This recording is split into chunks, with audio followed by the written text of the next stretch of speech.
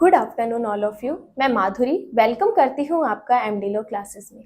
आज का जो हमारा ये लेक्चर रहेगा वो रहेगा कि जज कैसे बनते हैं, जज कौन होता है, मतलब कि इस बारे में जज की क्या क्वालिफिकेशंस रहती है वो कंप्लीट इन्फॉर्मेशन मैं आपको दूंगी।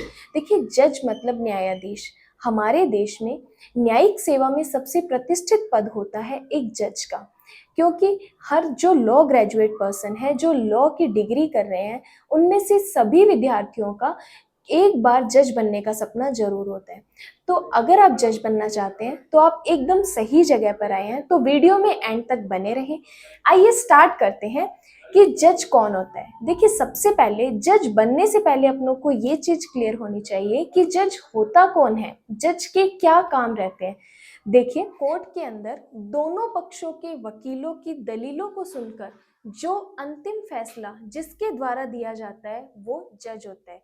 यानी कि समझे तो कोर्ट के अंदर क्या सही है, क्या गलत है, इसके बारे में अंतिम फैसला जिसके द्वारा किया जाता है वो जज कहलाता है। तो अभी तक अपनों ने समझा था कि जज कौन होता है। अब अपने इस वीडियो को आगे बढ़ाते हुए समझते हैं कि जज बनते कैसे हैं, जज बनने के लिए क्या क्वालिफिकेशंस है। मैं आपको जीरो से लेके एंड तक कंप्लीट इंफॉर्मेशन दूंगी, तो वीडियो में एंड तक बने रहना। देखिए, सबसे पहले अपनों को फर्स्ट क्लास से लेके 12th क्लास तक किसी भी बोर्ड से, चाहे वो आरबीएसई है चाहे वो सीबीएसई है, उससे अपनों को अपनी स्कूलिंग कंप्लीट करनी होगी। फिर अपने पास दो ऑप्शन निकलते हैं 12th करने के बाद। फर्स्ट ऑप्शन ये होता है कि आप 3 साल की अपनी ग्रेजुएशन कीजिए। अब ग्रेजुएशन आप किसी भी मीडियम से, किसी भी कोर्स से कर सकते हैं, चाहे वो बीए है, बीकॉम है या बीएससी है। ये कोई मैटर नहीं करता कि आपने बीए कर रखी है तभी आप जुडिशरी में जाएंगे, ऐसा कुछ भी मैटर नहीं करता। तो आपको 3 साल की अपनी ग्रेजुएशन कंप्लीट करनी है। उसके बाद आपको किसी लॉ कॉलेज में 3 साल की एलएलबी का कोर्स करना होगा। 3 साल की एलएलबी का कोर्स करने के बाद आप एलिजिबल हो जाएंगे, या जुडिशरी का एग्जाम अप्लाई करने के लिए आप क्या हो जाएंगे, एलिजिबल हो जाएंगे। ये तो है फर्स्ट वे।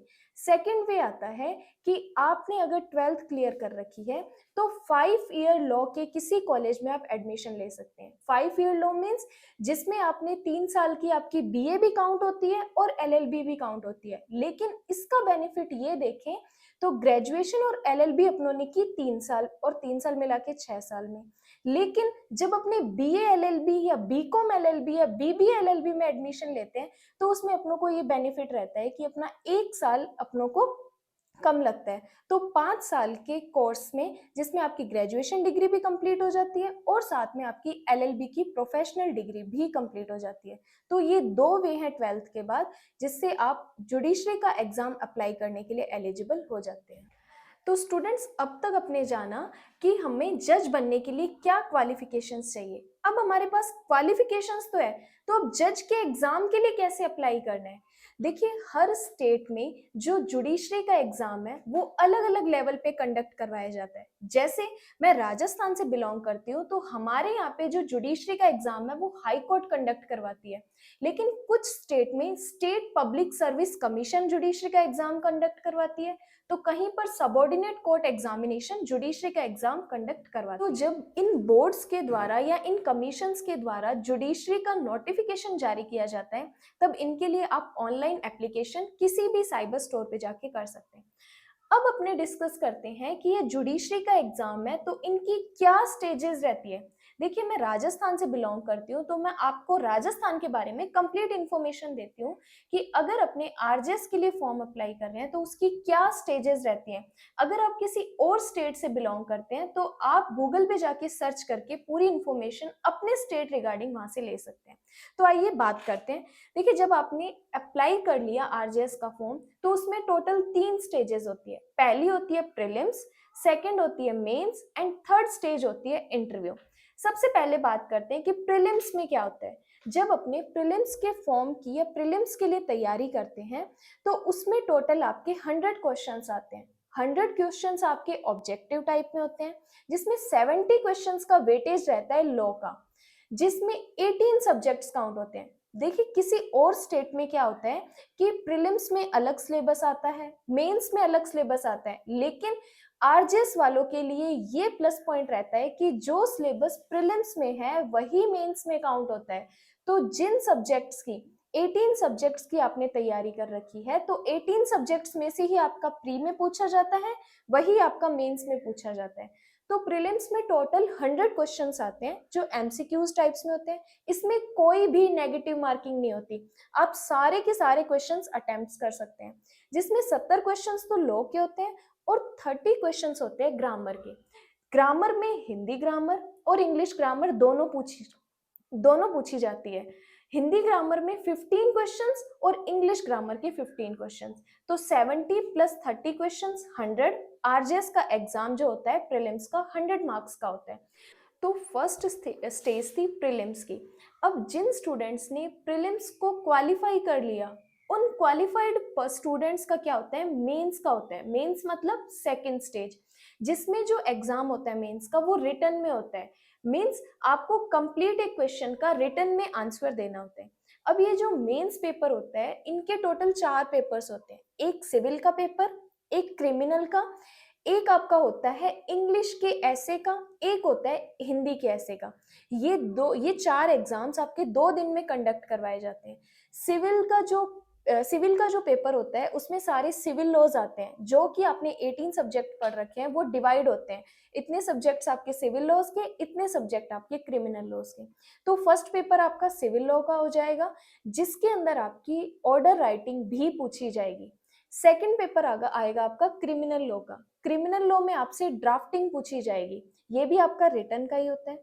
फिर थर्ड पेपर होता है आपका हिंदी ऐसे का। हिंदी ऐसे और इंग्लिश ऐसे में आपसे करंट टॉपिक भी पूछे जाते हैं और लॉ टॉपिक भी पूछे जाते हैं, लेकिन तीनों में 3-3 आपको ऐसे लिखने होते हैं, वो नंबरिंग के हिसाब से डिवाइड होते हैं। तो मेंस का जो हो गया पेपर 4 तरीके से हो गया।